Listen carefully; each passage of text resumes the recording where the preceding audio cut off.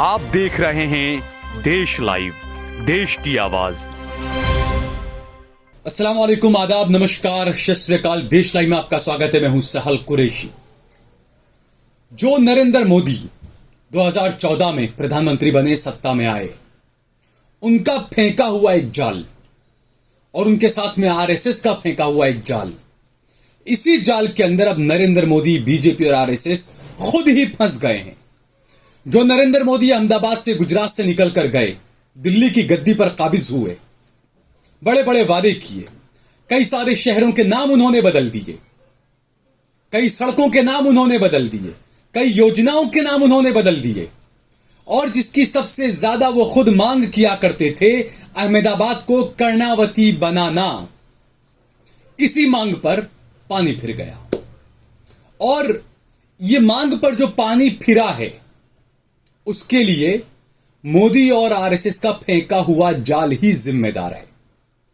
दरअसल क्या यह माना जाए कि नरेंद्र मोदी को भी एहसास नहीं था कि वो कभी प्रधानमंत्री बन जाएंगे और इतने बड़े, इतनी मशहूर शख्सियत बन जाएंगे? क्या उन्हें इस बात का एहसास नहीं था? क्योंकि बीजेपी के अहमदाबाद के सांसद हैं, उन्होंने पत्रकारों से बात करते हुए कई बातें कही है। हसमुख पटेल हैं अहमदाबाद के सांसद, और उन्होंने मीडिया के सामने कहा कि अब हमने अहमदाबाद को मान लिया है। कर्णावती की जिद हमारी थी, लेकिन हमने वो जिद अब छोड़ दी है। हमने अहमदाबाद को अब कबूल कर लिया है। आप मान सकते हैं, बीजेपी, आरएसएस, विश्व हिंदू परिषद, तमाम ये लोग क्या मान लेंगे इतनी आसानी से? दरअसल हुआ ये कि 2005 में जब मुख्यमंत्री थे नरेंद्र मोदी, उस वक्त उन्होंने अहमदाबाद को हेरिटेज सिटी बनाने के लिए आवेदन दिया था, अर्जी दी थी कि अहमदाबाद को हेरिटेज सिटी बनाया जाए। अब जब वो आवेदन दिया गया, जब ये अर्जी दी गई, उस वक्त कहीं पर भी कर्णावती लिखा हुआ नहीं था। डॉजियर के अंदर हर जगह पर अहमदाबाद लिखा हुआ था। सन 1411 में अहमद शाह बादशाह ने अहमदाबाद शहर को बसाया था। कुछ लोग कहते हैं कि 12 दरवाजों के बीच में यह शहर बसा था, कुछ लोग कहते हैं कि 14 दरवाजे थे। को 2 दरवाजों के बारे में किसी को नहीं पता, टूट गए होंगे या तोड़ दिए गए होंगे या जो भी। बहरहाल 12 दरवाजों या 14 दरवाजों के बीच में जो शहर बसा था, ओल्ड अहमदाबाद, पुराना अहमदाबाद। और यहां का जो मशहूर किला, भद्र का किला जिसे कहा जाता है, 1411 में यह किला बनाया गया था असल में। और जब यह किला बना और उसके बाद से अब तक तकरीबन 600 साल हुए इस शहर को, बीजेपी के सांसद हसमुख पटेल का कहना है कि अगर अब हम कर्णावती रखते हैं अहमदाबाद का नाम बदलकर, तो जो हेरिटेज सिटी है उसका दर्जा छिन जाएगा, लोग बेरोजगार हो जाएंगे, और जो टूरिज्म जो मिलता है हमें, वो टूरिस्ट कम हो जाएंगे। उन्होंने कहा इसको अलग तरीके से, उन्होंने कहा कि अहमदाबाद के नाम से हेरिटेज सिटी बना, इस वजह से टूरिस्ट ज्यादा आने लगे और इस वजह से रोजगार लोगों को ज्यादा मिलने लगा, और ऐसे में जो है वो अब अगर कर्णावती नाम कर देते हैं तो हेरिटेज सिटी का दर्जा अहमदाबाद से छिन जाएगा। यह कहना है बीजेपी के अहमदाबाद के सांसद हसमुख पटेल का। यानी कि 2004 में नरेंद्र मोदी और आरएसएस ने जो जाल फेंका था अहमदाबाद हेरिटेज सिटी बनाने का, उसी जाल में यह खुद फंस गए और कर्णावती नाम नहीं कर पाए। अब 2010 तक लगातार मांग होती रही कि कर्णावती किया जाए, कर्णावती किया जाए। हसमुख पटेल तो यहां तक कहते हैं कि हमारी ही जिद थी कर्णावती करने की, और हम लोग यही कहते थे कि हमारे बीजेपी के कर्णावती के अध्यक्ष आ गए। जब लोग अहमदाबाद के लोग बीजेपी के अध्यक्ष वगैरह होते थे तो वो कर्णावती लिखते थे। तो मैं यहां पर हसमुख साहब से पूछूंगा, आप अहमदाबाद के सांसद हैं, बीजेपी कार्यालय पर कर्णावती लिखा है कि हटाएंगे आप? भद्र किला, जिससे जो अहमदाबाद की पहचान है, वहां पर आपने भद्र मंदिर के बाहर कर्णावती शहर लिख दिया है, क्या आप उसे हटाएंगे? इसके साथ एक बड़ा जांच का विषय, आप जाइए सड़कों पर, अहमदाबाद की सड़कों पर निकलिए आप, ज्यादातर जगहों पर, ज्यादातर फ्लाईओवर्स पर, ज्यादातर ब्रिज पर आप देखेंगे एक बड़ी तख्ती, एक पिलर बना रखा है, उस पे भारत माता और कर्णावती शहर, ये हर जगह पर आप देखेंगे। तो ये जो कर्णावती शहर की तख्ती है, हर ब्रिज पर, हर फ्लाईओवर पर, ज्यादातर ब्रिज पर, ज्यादातर फ्लाईओवर पर, ज्यादातर चौराहों पर यह बनाने में खर्चा किसका था? क्या वो म्यूनिसिपालिटी का खर्चा था? क्या वो महानगर पालिका का खर्चे से बना था? या बीजेपी और बजरंग दल ने अपने खर्चे से बनाया था? किस अधिकारी ने इसको सैंक्शन किया था? यह बजट किसने सैंक्शन किया था? जनता का पैसा किसने बर्बाद किया कर्णावती नाम की तख्तियां लगा लगाकर? क्या कोई परमिशन ली गई थी? क्या विपक्षी नेताओं को इसमें भरोसे में लिया गया था? अहमदाबाद की जनता का, टैक्स पेयर्स का पैसा बर्बाद किया गया जगह जगह कर्णावती शहर के नाम की ये मूर्तियां और ये तमाम बड़े बड़े पिलर लगाकर। इसके लिए जिम्मेदार कौन है? हसमुख पटेल साहब, आप अहमदाबाद के सांसद हैं। अहमदाबाद की जनता आपसे सवाल कर रही है, आप इसका जवाब दीजिए। इसके लिए जिम्मेदार कौन है? और जो आज भी अहमदाबाद को कर्णावती कहते हैं, आप कह रहे हैं कि अब नाम नहीं बदल सकता, लेकिन जो आज भी अहमदाबाद को कर्णावती कहते हैं, क्या उनके खिलाफ आप कार्रवाई करेंगे? क्या नरेंद्र मोदी जी आप एक ट्वीट करके बीजेपी, आरएसएस, बजरंग दल, विश्व हिंदू परिषद को यह अपील करेंगे कि आज से कर्णावती कहना बंद कर दे, अहमदाबाद को अहमदाबाद कहे? है आप में इतनी हिम्मत या जुर्रत? या फिर आप एक और कोई साजिश रचेंगे?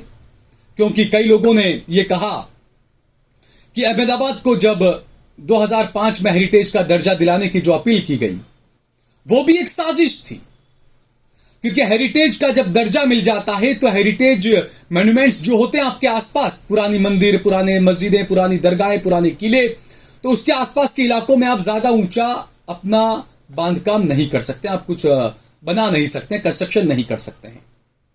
तो अहमदाबाद की जो ओल्ड सिटी के अंदर पहले आप हेरिटेज सिटी का आपने दर्जा ले लिया, और उसके बाद में आपने अशांत धारा, डिस्टर्ब्ड एरिया एक्ट, जिसमें यह कहा गया कि हिंदू मुसलमान को मकान न बेच सकता है, न ले सकता है, उससे खरीद भी नहीं सकता। इसी तरह से कोई मुसलमान भी हिंदू से न मकान खरीद सकता है, न उसको बेच सकता है। इस कानून को आपने और मजबूत कर दिया, और आपने दुहाई दी कि तो कांग्रेस का कानून था, लेकिन उसको कड़ा आपने किया। आप चाहे तो हटा सकते थे उस कानून को।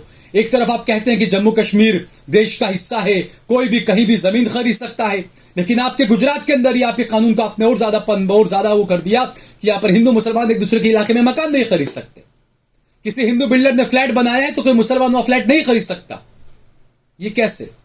ये मोदी जी के राज में हुआ ये सब।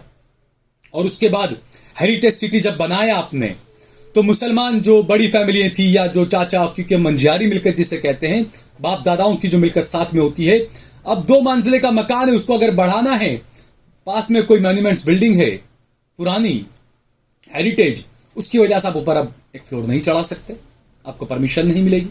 बिल्डरों को न जाने कैसे परमिशन मिल जाती है, पैसा देकर, या न जाने कैसे, नहीं पता, लेकिन आम आदमी को नहीं मिलती। उस आम आदमी को अहमदाबाद शहर को छोड़कर जाना पड़ता है किसी दूर इलाके में। जुहापुरा एक बड़ा इलाका बसा, उसको आपने, वहां के आसपास के इलाकों को आपने, जहां मुसलमानों ने सबसे ज्यादा जमीनें खरीदी, आपने मक्कारी करते हुए वहां पर ग्रीन जोन कर दिया कि वहां पर अब कुछ बन नहीं सकता। क्या ये ग्रीन जोन भी असंवैधानिक है? ये सवाल उठना लाजमी है। जब जुहापुरा शहर बसा तो कांग्रेस के पूर्व विधायक हैं ग्यासुद्दीन शेख साहब, उन्होंने मुझे बात बताई थी कि जुहापुरा को लेकर अहमदाबाद के म्युनिसिपल कमिश्नर ने एक बार कहा था कि यहां पर बस्ती बहुत ज्यादा बस चुकी है, इसलिए यहां पर ग्रीन जोन में तमाम चीजें अब लागू नहीं होनी चाहिए। ये सरकार क्या अब उस चीज को मानेगी? क्योंकि जब भी आप देखिए चुनाव आते हैं तो हर मुख्यमंत्री, हर विधायक, खासकर सत्ता पक्ष का, ये वादे देता है, ये वादे करता है जनता के सामने कि हम अनऑथोराइज कॉलोनियों को ऑथोराइज कर देंगे। भावनगर के अंदर एक बहुत बड़ी पटेलों की सोसाइटी थी, हजारों मकान उसके अंदर थे, कुछ विवाद चल रहा था वहां पर, लेकिन जीतू वाघाणी जो कि गुजरात सरकार में मंत्री थे, उन्होंने उसको ऑथोराइज करवा लिया, उस पूरी कॉलोनी को। तो जुहापुरा ऑथोराइज क्यों नहीं हो सकता?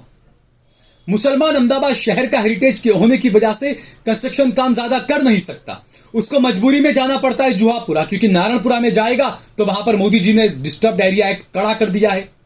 दूसरे जितने भी हिंदू इलाके, वहां पर मुसलमान जाके रह नहीं सकता, क्योंकि वहां डिस्टर्ब्ड एरिया एक्ट को बहुत मजबूत बनाया गया है। हिंदू मुसलमान आपस में लेन देन कर नहीं सकते मकानों की, दुकानों की, यह आपने कानून बना दिया। तो मुसलमानों को फिर उसके बाद आगे बढ़ता है, जुहापुरा से आगे आप साणंद जाइए, विरमगाम की तरफ जाइए, तो वहां पर पहले से कुछ ऐसी बिल्डर लोबी को क्या तैयार किया गया था जिसने मुसलमानों से बहुत ही न के बराबर की कीमत में जमीनें खरीद ली, ताकि अहमदाबाद का मुसलमान आगे कहीं बढ़ ही ना सके। हेरिटेज सिटी की वजह से आप यहां से ऊपर बिल्डिंग बना नहीं सकते, अपने मकान को आप बढ़ा नहीं सकते। आपको जाना है तो जॉहपुरा इनलीगल आपको मकान खरीदने पड़ेंगे। उसके अलावा अहमदाबाद के मुसलमानों के पास में और कोई ऑप्शन नहीं है।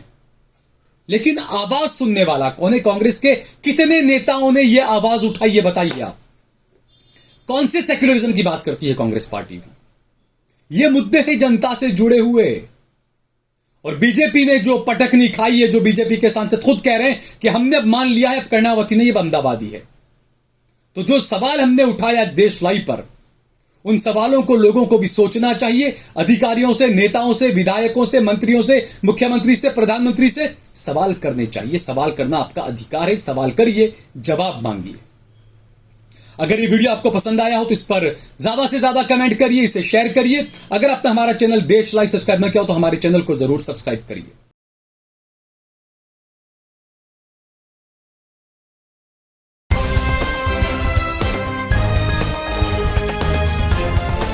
देश और दुनिया की तमाम छोटी और बड़ी खबरों के लिए हमारे चैनल को सब्सक्राइब करना न भूलें और बेल का बटन जरूर दबाएं।